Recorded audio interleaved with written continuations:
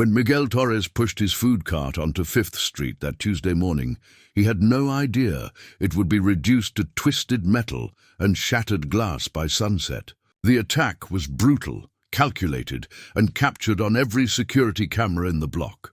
But what happened 72 hours later would transform a struggling immigrant's dream into the most unlikely culinary sensation Phoenix had ever seen, all because of a leather-clad army that no one saw coming. Before we jump back in, tell us where you're tuning in from, and if this story touches you, make sure you're subscribed, because tomorrow I've saved something extra special for you. Miguel Torres had left Oaxaca with $300, his grandmother's recipe book, and a promise to his dying father that he would build something lasting in America. That was 4 years ago. Now at 38, he stood in front of his food cart at 5:30 every morning, preparing carnitas the way his abuela had taught him, slow cooked for hours until the pork fell apart at the touch of a fork, seasoned with a blend of spices that couldn't be found in any Phoenix market. The cart itself was a patchwork of his entire savings. He'd bought it used from a retired hot dog vendor, spending weeks repainting it in bright yellows and reds, installing a proper griddle, adding storage compartments. His daughter Rosa had hand-painted the sign, Torres Family Kitchen. She was 16, working 2 jobs while finishing high school, helping her father every evening after her shift at the grocery store ended. 5th Street wasn't exactly prime real estate. The neighborhood had seen better decades. Empty storefronts outnumbered open businesses 3-1. The few pedestrians who passed through kept their heads down, moving quickly between destinations. But the rent for the corner spot was affordable, and Miguel had noticed something others might have missed. There was a mechanic shop 2 blocks down, a construction supply depot across the street, and a bus stop that served 3 different routes. Working people, hungry people, people who might appreciate real food at honest prices. The first month, he sold maybe 20 meals a day, mostly to curious locals willing to try something different. The second month, word started spreading. Construction workers began timing their breaks to his location. The mechanics would walk over during lunch. By month 3, Miguel was selling out by 2 in the afternoon, rushing home to prep more food for the next day. His specialties became neighborhood legends. The carnitas tacos with fresh cilantro and pickled onions. Tamales wrapped in banana leaves, filled with chicken in mole sauce that took 2 days to prepare properly. Tlayudas, massive crispy tortillas topped with refried beans, Oaxacan cheese, and your choice of meat. Every dish was something his grandmother had perfected over 60 years of cooking. Recipes she'd taught him during those summers he spent in her kitchen. Watching her hands move with the confidence of tradition, Rosa handled the money, took orders, chatted with customers in perfect English while Miguel worked the griddle. They were a team. Every dollar earned went into 3 jars kept hidden in their apartment. Rent, Rosa's college fund, and savings for a permanent restaurant. The dream was specific. A small place with actual walls, tables, maybe room for 10 people to sit down. Somewhere Rosa could eventually run while she studied business at Arizona State. Then Marcus Webb entered the picture.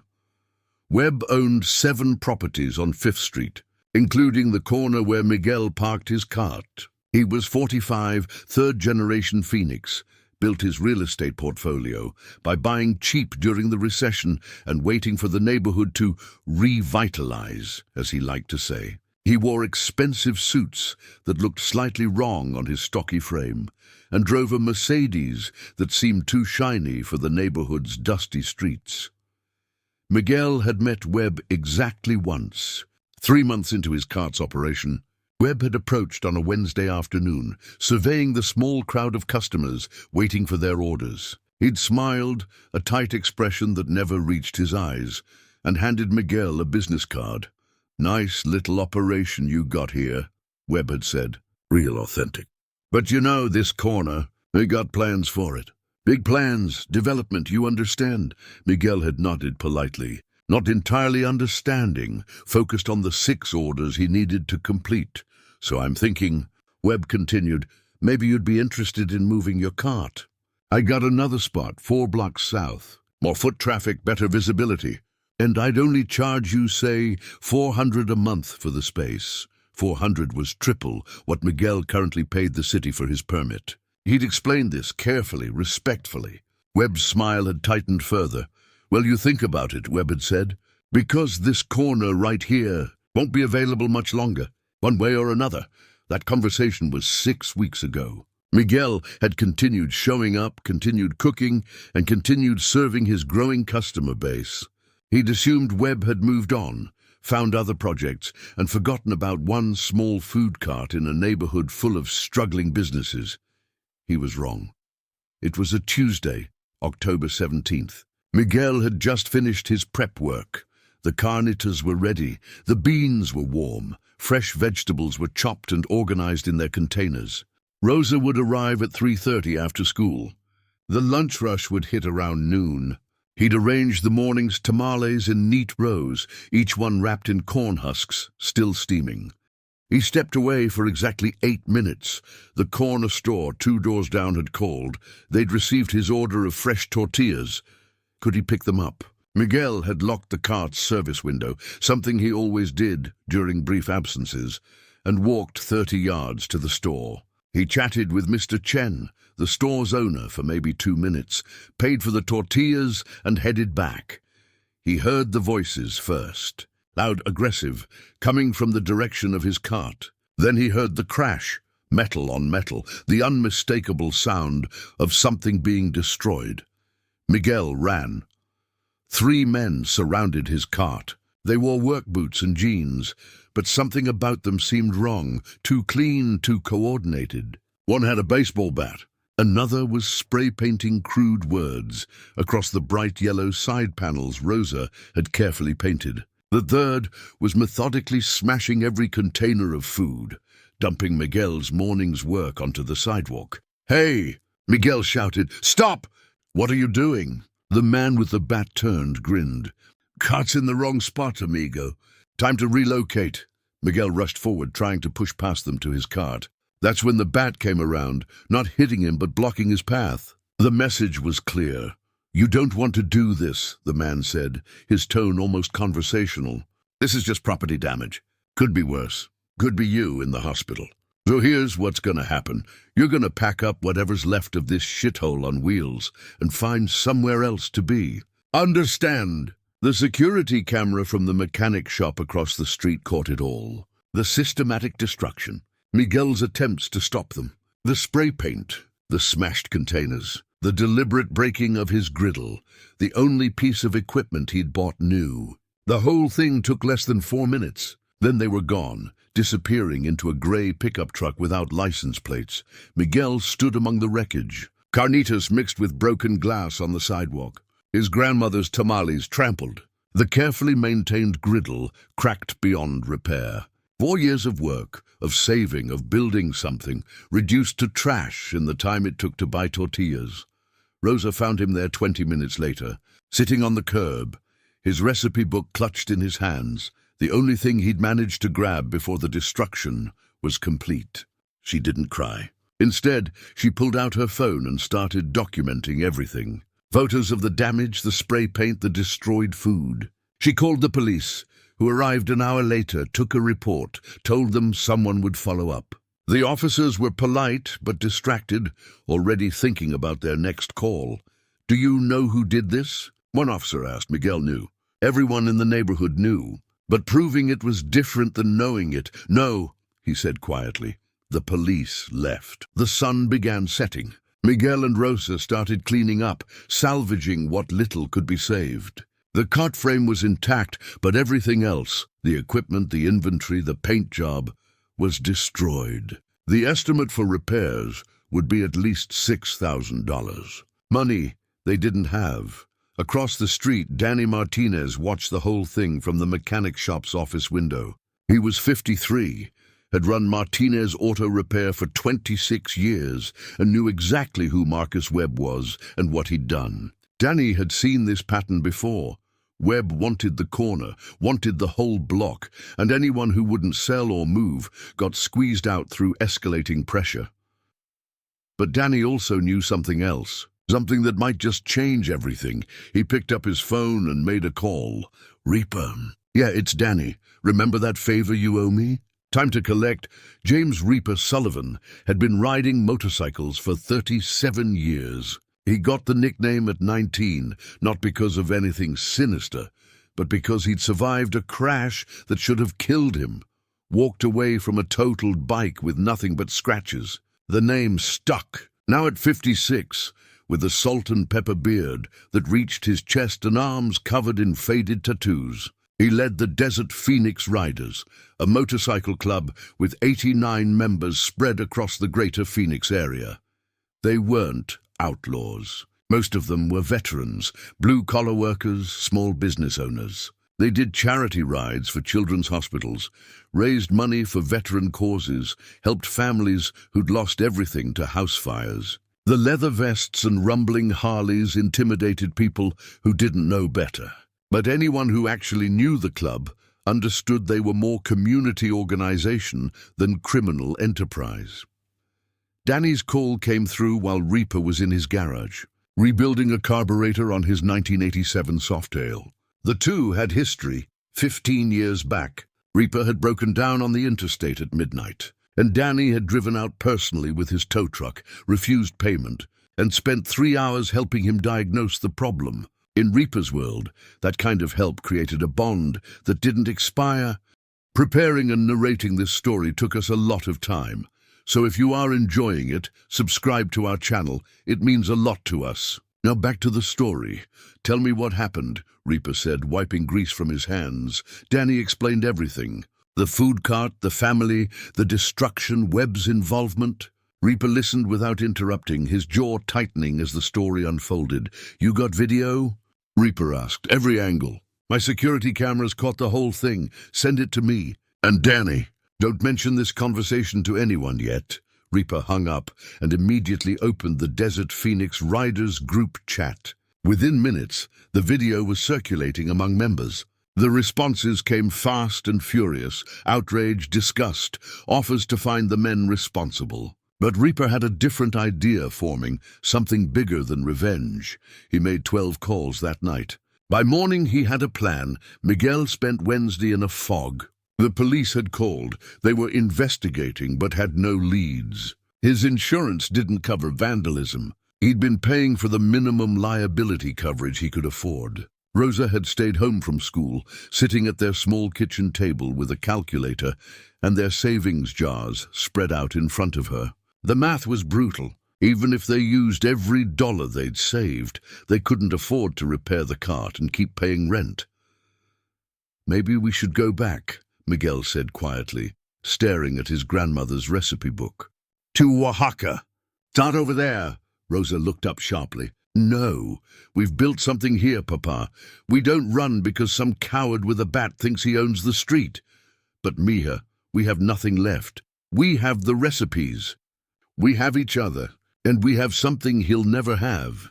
She tapped the recipe book. We know how to make people happy with food. That's worth more than his money.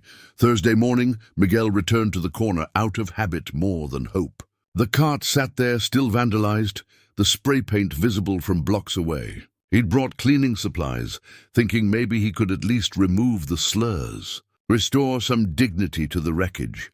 He was scrubbing at the paint when he heard them. The sound started as a distant rumble, like thunder rolling across the desert. Then it grew louder, deeper, the unmistakable roar of dozens of motorcycle engines. Miguel looked up to see them turning onto 5th Street. A procession of Harleys, their chrome glinting in the morning sun, exhaust pipes thundering. They pulled up around his cart in a wide circle. 90 bikers, all wearing matching vests with the Desert Phoenix Riders patch on the back. Engines cut off one by one until the street fell silent, except for the ticking of cooling metal. Reaper dismounted first. He was massive up close, 6'4" and broad-shouldered, but his eyes were kind when he approached Miguel. You Miguel Torres? He asked. Miguel nodded, confused, slightly afraid. Danny Martinez sent us your story. We saw what happened. Reaper gestured to the destroyed cart. This kind of bullshit doesn't fly in our city. So here's what's gonna happen. We're gonna help you rebuild, better than before. Miguel stared at him. I don't understand. Why would you? Because 20 years ago I came back from Iraq with nothing, Reaper said. No job, no home, nothing but my bike and my problems. A stranger gave me a chance, helped me get back on my feet. Been paying that forward ever since. He turned to his club members. And because every single person here knows what it's like to be knocked down, we also know what it means to get back up. A woman stepped forward from the group. She was in her 40s, wearing a leather vest over a professional blouse, her graying hair pulled back in a neat ponytail. I'm Patricia Chen, she said. I own a food distribution company. I can get you supplies at cost, produce, meat, dry goods, whatever you need. Another biker, younger, maybe 30, raised his hand. Marcus Webb. Not that Marcus Webb. Different guy. I hate that I share a name with that piece of garbage. Anyway, I'm a commercial equipment specialist. I can source you a new griddle, proper refrigeration units, everything. My company will donate it. One by one, they introduce themselves. A contractor who could rebuild the cart structure, a graphic designer who'd create new signage, an electrician, a plumber, a woman who owned a restaurant supply store, a lawyer who'd handle permits and documentation, each person offering something specific, something valuable. Miguel's hands were shaking. I can't pay for any of this. I have maybe $2,000 left. We're not asking you to pay, Reaper said. We're asking you to keep cooking, because, from what Danny tells us, your food is the best thing that's happened to this neighborhood in years. And we don't let people like Webb destroy good things just because he can. Rosa had arrived during the introductions, pushing through the crowd of motorcycles. She stood next to her father, eyes wide, taking in the scene. There's more, Reaper continued. We've got a proposition for you. A real one. There's an old building 3 blocks from here. Used to be a diner, been empty for 5 years. Building inspector is a friend of ours, says the structure is solid, just needs work. Owner's willing to lease it cheap because he's tired of it sitting empty, attracting vandals. We can help you transform it into a proper restaurant. Not right away, but soon. First we get your cart back on the street. Then we work towards something bigger. Miguel couldn't speak. 4 years of struggling, of saving every penny, of dreaming about a permanent location. And here was a stranger offering exactly that. It felt impossible. It felt like a dream he'd wake up from any second. Why? He finally managed. Why would you do all this? Reaper smiled, and the expression transformed his intimidating face into something warm. Because we can. Because it's right. And because watching you feed this neighborhood with your grandmother's recipes, that's worth protecting. That's worth fighting for. He extended his hand. So what do you say? You willing to let 90 bikers help you build something special?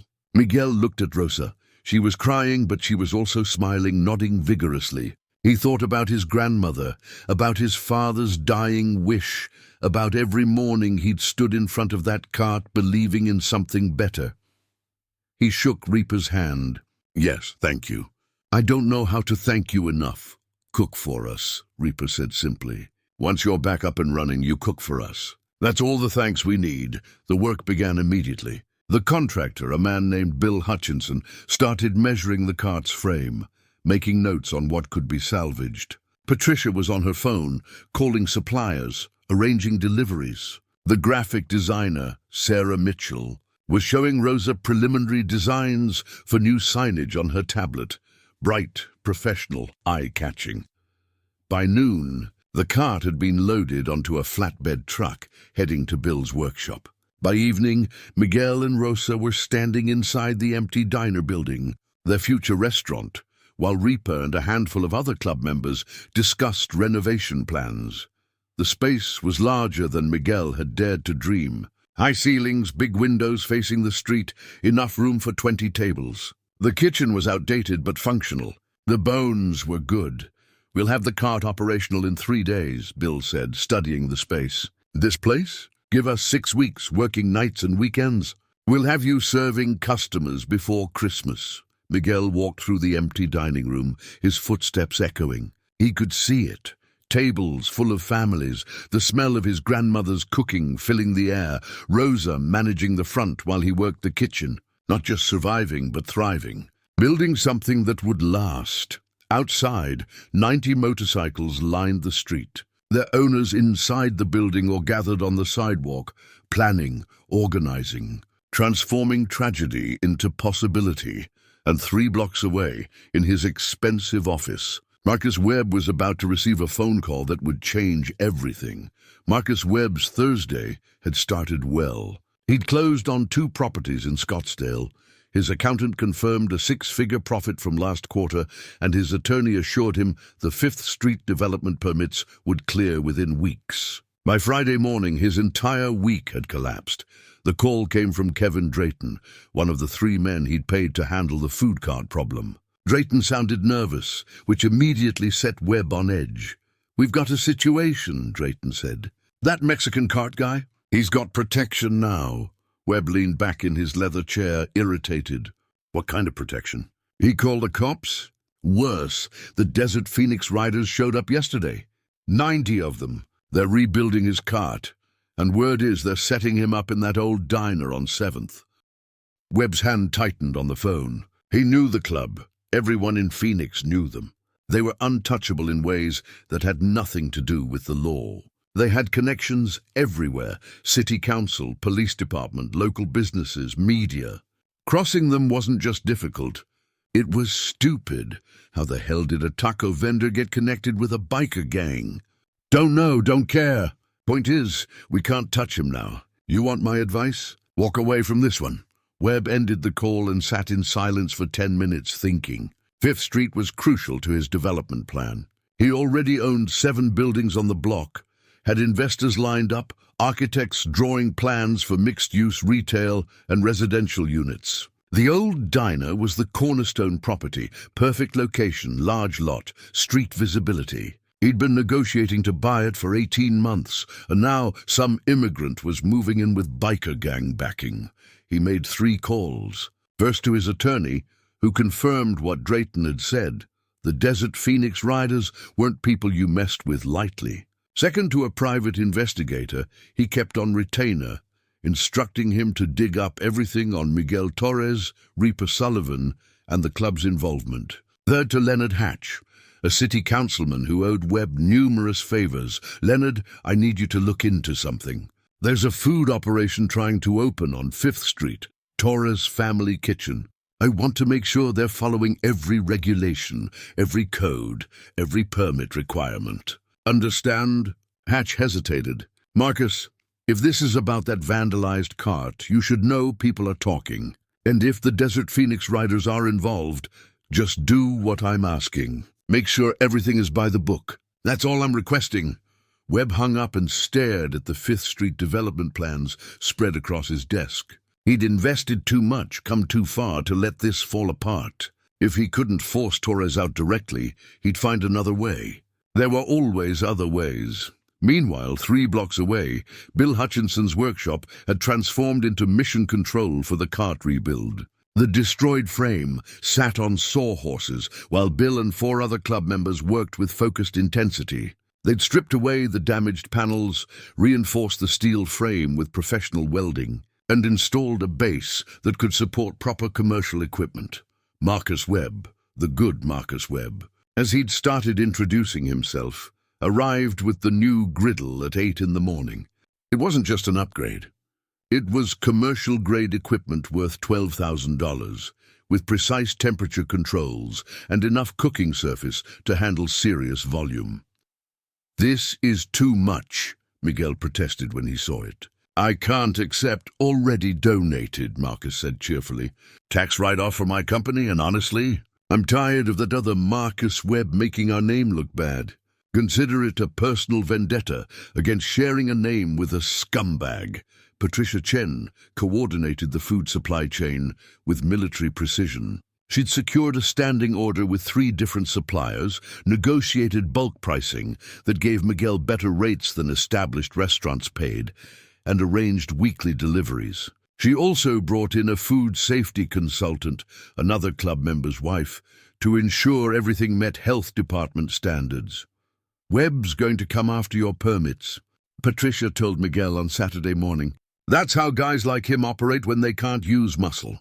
So we're making sure you're bulletproof on every regulation. When the inspectors come, and they will come, they'll find nothing wrong.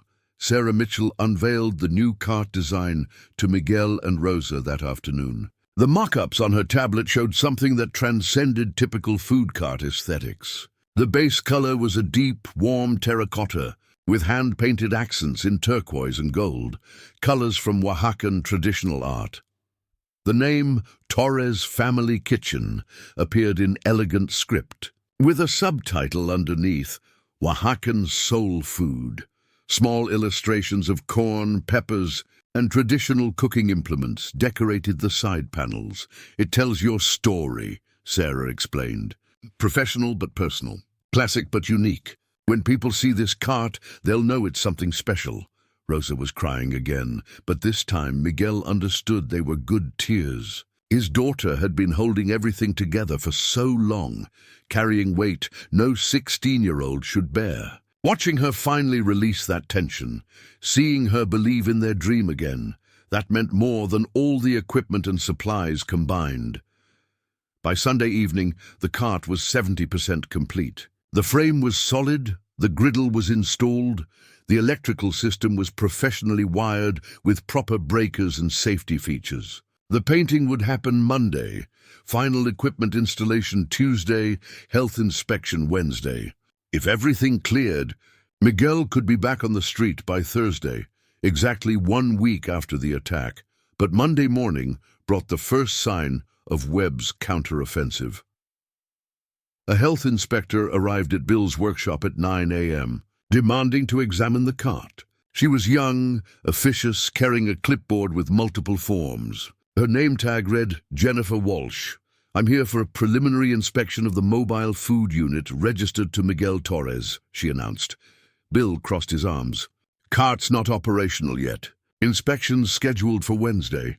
I'm conducting a pre-inspection to ensure compliance with recent regulation updates. If you refuse access, I'll have to file a non-compliance report. Patricia, who'd arrived minutes earlier, stepped forward.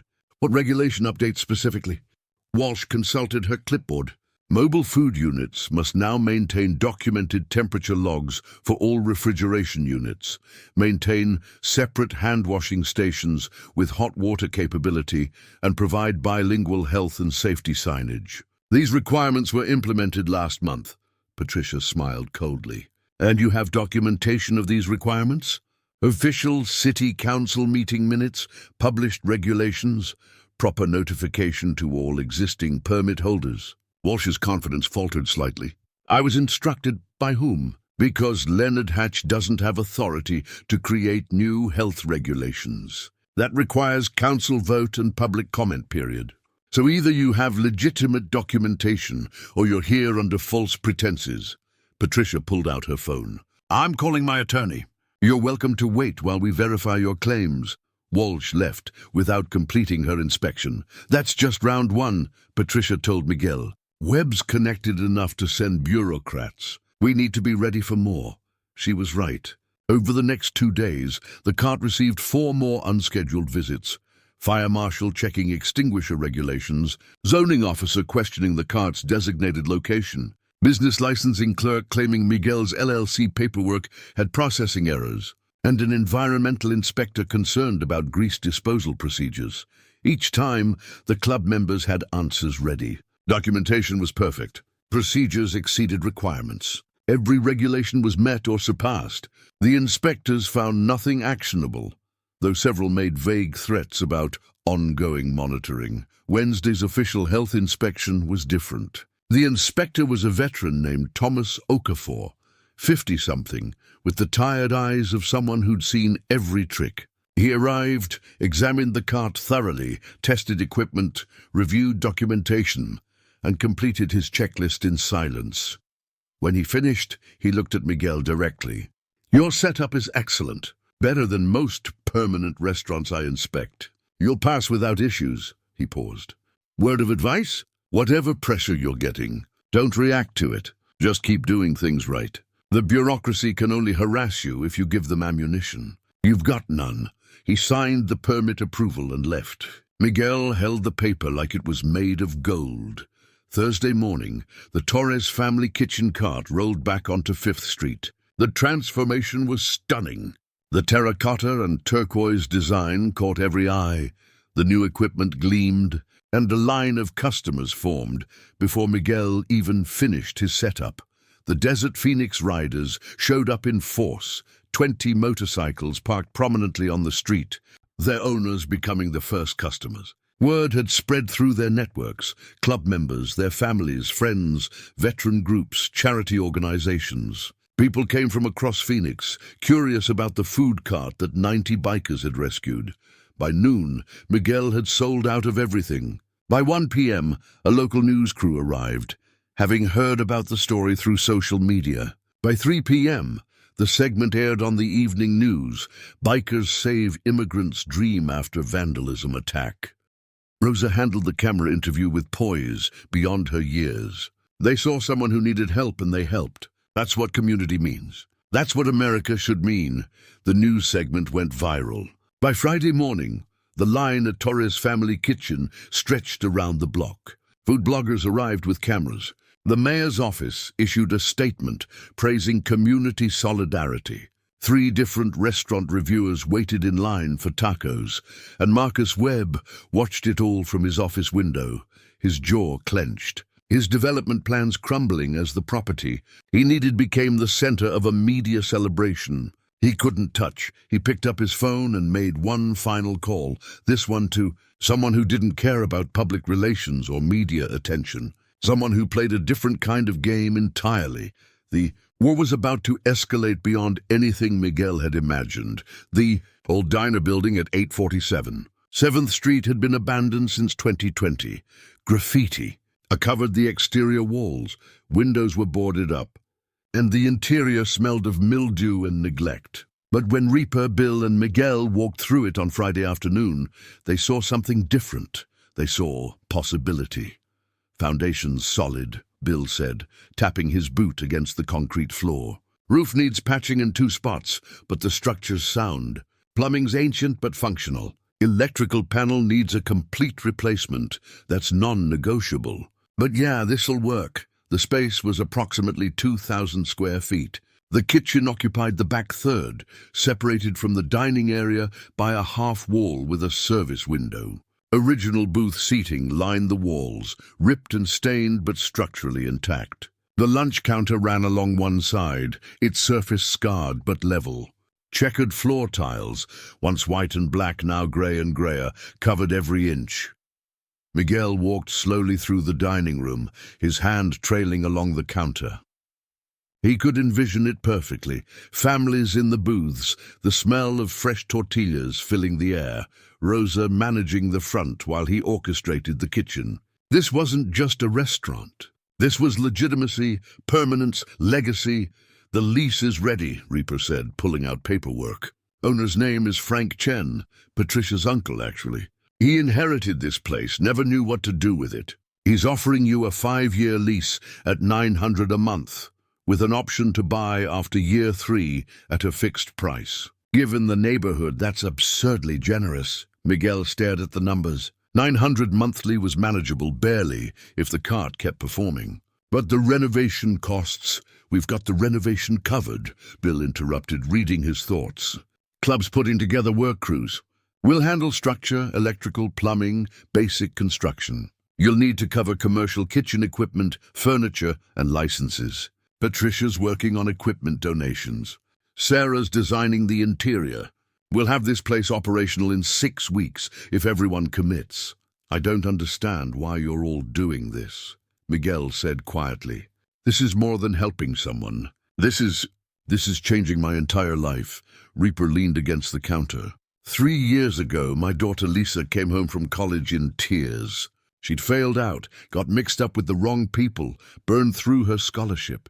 I thought I'd lost her. Then this community, this club, these same people now helping you, they surrounded her with support, got her into counseling, helped her find work, gave her structure when she had none. Today, she's finishing her nursing degree, 2 years sober, planning to work at the VA hospital. She got a second chance because people cared enough to invest in her comeback. He straightened. That's what we do. We find people worth believing in, and we back them completely. Your food, your work ethic, the way you're raising Rosa, you're worth believing in. So we're investing, not in a restaurant, in you. The first work crew arrived Saturday morning, 15 club members carrying tools, wearing work clothes, ready to spend their weekend transforming the space. Bill coordinated like a general commanding troops, assigning tasks based on skill sets. The electrician, a wiry man named Tommy Rodriguez, brought an apprentice and started mapping out the new electrical system. Current setup is a fire hazard, he explained. We're installing a 200-amp service panel, dedicated circuits for kitchen equipment, proper grounding, LED lighting throughout. When we're done, you'll have enough power to run anything. The plumber, Steve Kowalski, crawled under the building to assess the pipes. He emerged dirty but optimistic. Main lines are cast iron old but holding. I'll replace all the fixtures, install a commercial-grade grease trap, add a 3-compartment sink setup. You'll pass any inspection. A crew of 5 worked on demolition, ripping out damaged drywall, pulling up broken tiles in the kitchen area, removing the old exhaust hood. Another team repaired the roof, replacing damaged sections and ceiling leaks. By Sunday evening, the space was stripped to studs in several areas, but the work was methodical, professional. Miguel and Rosa worked alongside them, doing whatever tasks needed unskilled labor. Miguel hauled debris. Rosa swept constantly, keeping the workspace clean. They brought food from the cart each day, fresh tacos, cold drinks, homemade agua fresca. It was inadequate payment for the work being done, but it was what they had to offer. Sarah Mitchell arrived Monday with interior design concepts on her laptop. She sat with Miguel and Rosa at one of the surviving tables, showing them renderings. I'm thinking modern rustic, with traditional Oaxacan touches, she explained. We keep the bones, the counter, the booths, but we restore them. Repolster in leather or quality vinyl, burgundy or deep brown. We expose the brick on that back wall, add wooden shelving for decorative elements. Hang traditional Oaxacan textiles as art. Install Edison bulb lighting for warmth. The floor we refinish or cover with stained concrete, durable and stylish. Rosa leaned forward, studying the images. It looks expensive. It's smart, Sarah corrected. We're using what's here, enhancing rather than replacing. The expensive parts, furniture, major fixtures, we're sourcing through donations or getting at cost.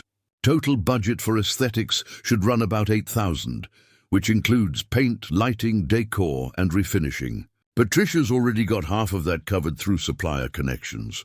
Over the next 2 weeks, the transformation accelerated. The electrical system was completed, inspected, and approved. New plumbing gleamed throughout. The brick wall was exposed and sealed, revealing beautiful aged texture. The booth frames were reinforced and sent out for reupholstering.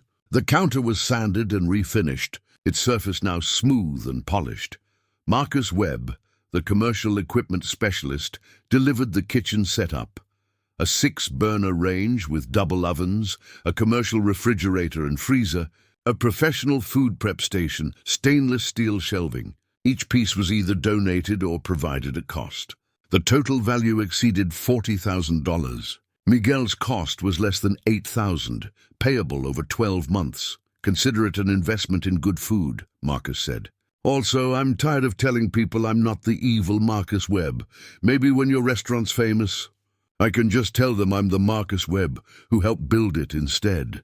The cart continued thriving throughout the construction. Lines remained long. Wait times stretched to 40 minutes during peak hours. Food reviewers published glowing articles. A food blogger with 200,000 followers posted a video that went viral.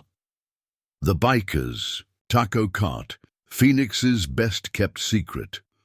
Miguel hired 2 employees to help with cart volume. A young cook named David Hernandez, who'd worked at his cousin's restaurant in Tucson, and an older woman named Carmen Flores, who'd raised 6 children and knew her way around a kitchen. Both were eager, hard-working, and learned his grandmother's recipes with reverence. The media attention brought unexpected complications. Customers asked for interviews. Food Network reached out about a possible segment.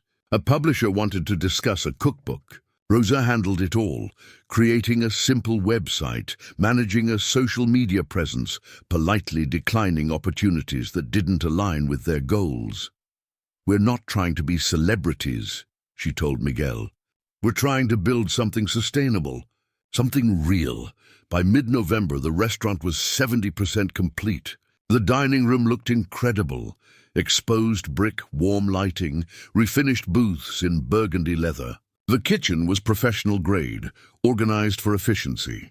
Health department pre-inspections found 0 issues. The liquor license application was pending, but beer and wine service would come later. Frank Chen, the building's owner, stopped by to check progress. He was 68, retired, wearing a cardigan despite the Arizona heat. He walked through slowly, nodding approval. "My father opened this diner in 1967, he said to Miguel. "Ran it for 40 years before his health failed. It broke his heart to close it. Broke mine to watch it sit empty."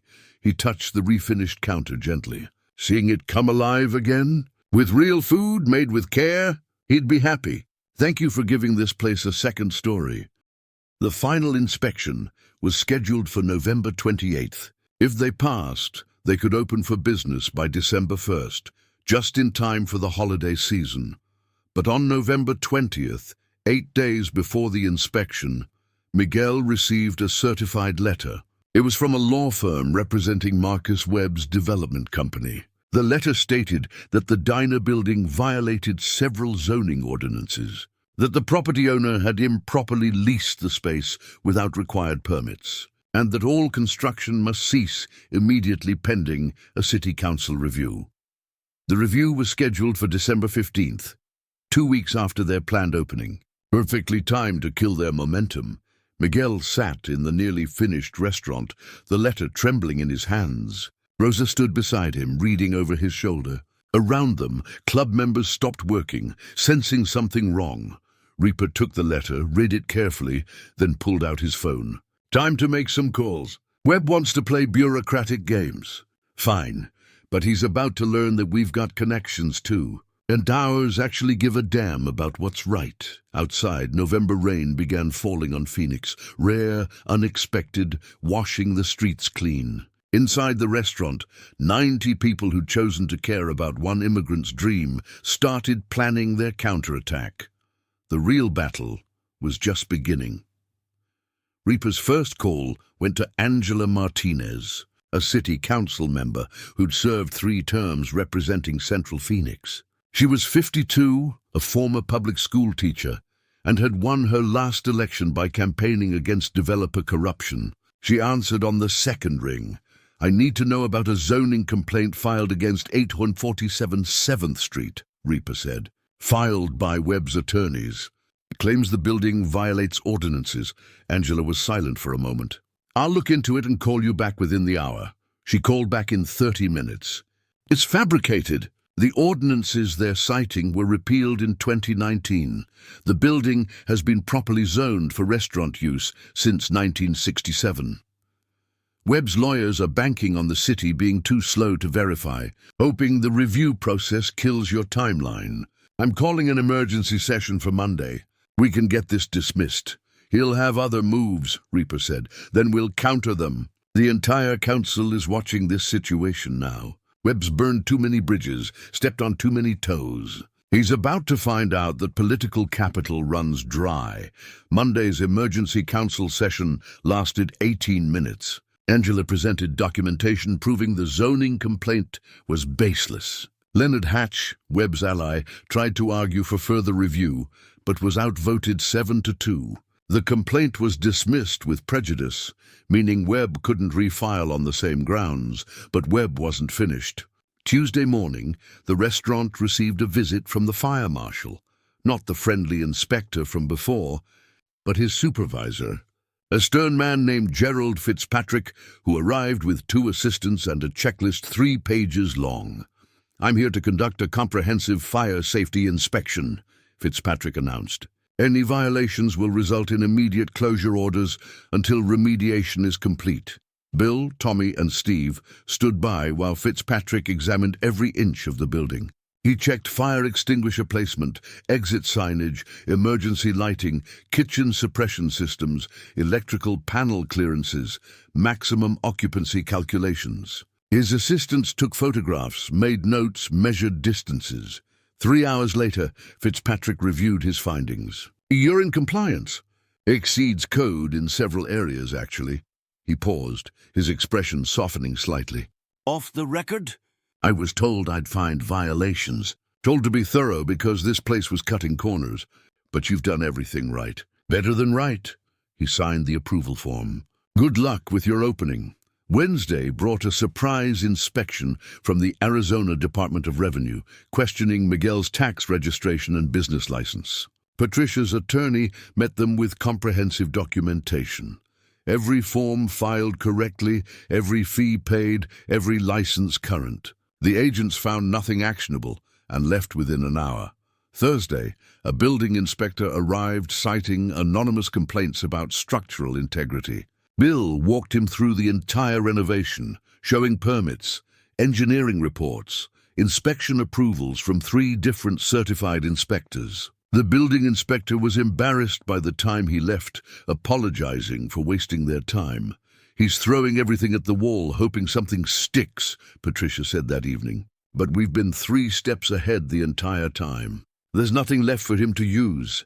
She was almost right. Friday morning, Miguel arrived at the restaurant to find graffiti spray-painted across the front windows. Not random tags, targeted slurs, threats, the same crude language from the cart attack. But this time, there were security cameras everywhere.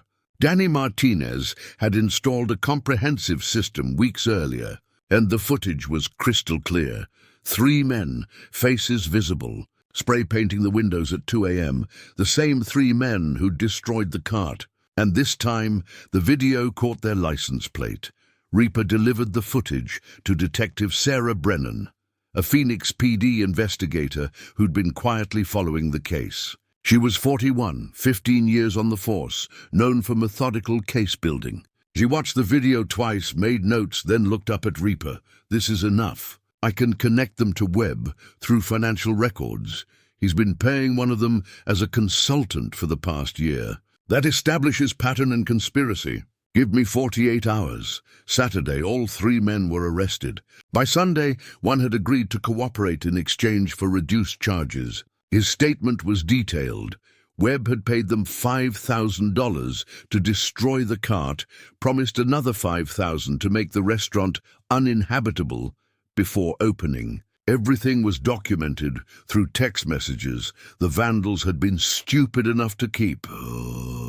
Monday morning, detectives arrived at Webb's office with a warrant. He was arrested on charges of criminal conspiracy, property damage, intimidation, and a half-dozen related offenses. His attorney arranged bail within hours, but the damage was done. Local news covered the arrest extensively. Webb's development company lost 3 major contracts by Wednesday. His investors began distancing themselves. The restaurant's final health inspection was Tuesday, November 28th, as originally scheduled. Thomas Okafor returned, conducting the most thorough examination Miguel had ever witnessed. He tested food temperatures, examined storage procedures, verified hand-washing protocols, inspected every surface in the kitchen. When he finished, he smiled. The first smile Miguel had seen from him. "You're approved. Congratulations. This is one of the cleanest pre-opening operations I've inspected in 20 years. He paused. "I've been doing this job long enough to recognize when someone's being targeted." "You handled it with class." "Proud to sign off on this." The opening was scheduled for Friday, December 1st. The Desert Phoenix Riders organized a grand opening event, spreading word through every network they had. Rosa created a simple menu featuring Miguel's signature dishes: carnitas tacos, chicken mole tamales, tlayudas with 3 protein options, fresh salsas made daily, and agua fresca in 4 flavors. Thursday night, Miguel couldn't sleep. He walked through the restaurant at 3 a.m., checking everything for the 100th time. The dining room glowed under Edison bulb lighting. Traditional Oaxacan textiles hung on the exposed brick. The booths looked elegant in burgundy leather. The kitchen sparkled, ready for service. Rosa found him standing at the counter, his grandmother's recipe book open in front of him. "You okay, Papa?" "I keep thinking she should be here," Miguel said. "Abuela, my father, they should see this."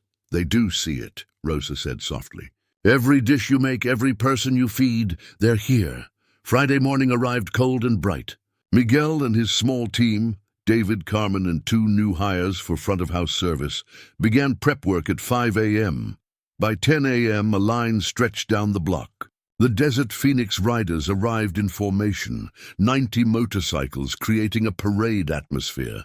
Local news crew set up cameras. Angela Martinez showed up with 5 other council members. Danny Martinez closed his shop to attend. Patricia brought her entire extended family. The doors opened at 11 a.m. The first customer was Reaper, who ordered carnitas tacos and sat at the counter like this was any normal restaurant. Not the culmination of 3 months of extraordinary effort. "How's it feel?" he asked Miguel. Miguel looked around the packed dining room. Every booth filled, people waiting. Rosa managing the chaos with calm efficiency, David and Carmen working seamlessly in the kitchen. The smell of slow-cooked meat, fresh tortillas, traditional spices filling the air. "It feels like home," Miguel said. The restaurant served 300 customers that first day. By evening, every table had turned over 4 times. Reviews appeared on social media within hours, overwhelmingly positive, praising both the food and the story behind it. A food critic from the Arizona Republic arrived unannounced for dinner, taking notes throughout her meal. Her review published Sunday, "Torres Family Kitchen, Phoenix's most important new restaurant." She wrote about the carnitas that fell apart with perfect tenderness, the mole sauce that balanced 23 ingredients into chocolate chili perfection, the handmade tortillas that tasted like someone's grandmother was in the kitchen because she was, through recipes passed down with love. But she also wrote about community, resilience, what happens when good people refuse to let injustice win. The review went viral. Reservations booked out 2 weeks. Walk-in lines stretched around the block during dinner service. Food Network called again, this time with a serious proposal for a documentary episode. The James Beard Foundation sent a congratulatory letter mentioning Miguel's name in discussions about emerging Southwest cuisine. Marcus Webb, meanwhile, faced trial dates for 6 felonies. His development company filed for bankruptcy protection. His properties went into foreclosure. The empire he'd built through intimidation and manipulation collapsed in weeks once the foundation cracked. 3 months after opening, Torres Family Kitchen was the highest-rated restaurant in Phoenix on every major review platform. Miguel hired 4 more employees. Rosa had been accepted to Arizona State University with a business scholarship. She'd written her admissions essay about building a family business against impossible odds. She planned to manage the restaurant while studying, eventually expanding to multiple locations. The Desert Phoenix Riders held their annual Christmas charity dinner at the restaurant, buying out the entire space for an evening. 90 bikers and their families filled the dining room, laughing, eating, celebrating not just the holiday, but what they'd accomplished together. Reaper raised a glass during dinner, the room falling silent. "A few months ago, we saw an injustice and decided to do something about it. We backed someone who deserved it. And look what happened. We didn't just help one family. We proved that when communities choose to care, when people decide what's right matters more than what's easy, good things happen. Real things, lasting things." He turned to Miguel. "You've given this neighborhood something special. A place where people feel welcome, where the food tastes like love, where success came from hard work and integrity. That's rare. That's worth protecting. So thank you for letting us be part of your story." Miguel stood, his voice thick with emotion. "You didn't just help me build a restaurant. You showed my daughter that America can be what it promises to be, a place where hard work matters, where good people support each other, where dreams are possible. That's worth more than any building. You gave us hope when we had nothing. We'll spend the rest of our lives paying that forward." Outside, December rain fell gently on Phoenix, another rare occurrence in the desert city. Inside Torres' family kitchen, 90 bikers and one immigrant family celebrated something more valuable than profit or property. Proof that community, when it chooses to act, can overcome any force trying to destroy something good.